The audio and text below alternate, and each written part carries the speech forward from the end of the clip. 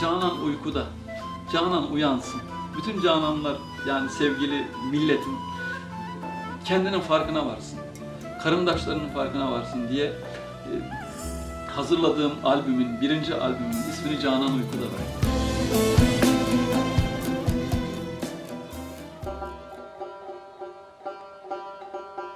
Baştan gelelim mi şimdi? Baştan Güzel. geliriz. Güzel, çok güzel geliyor. Bizim yaşımızdaki birinin aşık olmasıyla başına gelen haller.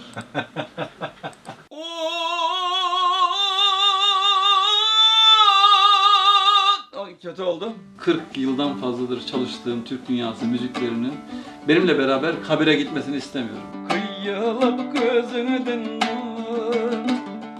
errek sezimden birbirlerinden farklı tavırları, üslupları var. Benim bakış açım bütünlük gözüyle, Türk dünyasının ortak müzik kültürü gözüyle bakmak.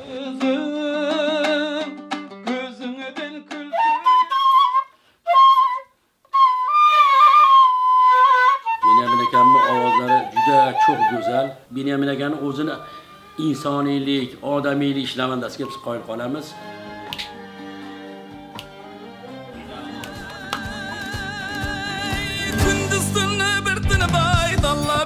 Şakbula, kumar ettim özüne, vallahi gezdin akbula. Akbulak solo çalacağım, Akbulak'ta yok derim. Yok mu? En güzel sonunda sıkıntı yok.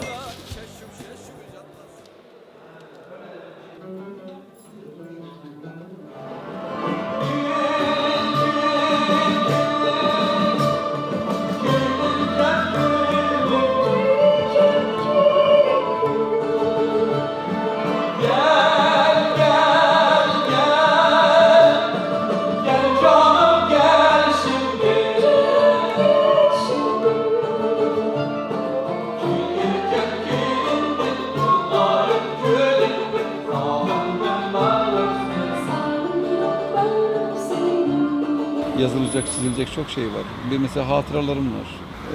Bunları yazsam, hiç kimse okumasa bile, çocuklarım okusa bile bir şeydir. Yani bizden, bu dünyadan Bünyamin Aksungur geçti ama şu izleri bıraktı. Dedirtmeyi isterim ama ona layık mıyım bu tembellikle, doğrusu şüphe yok.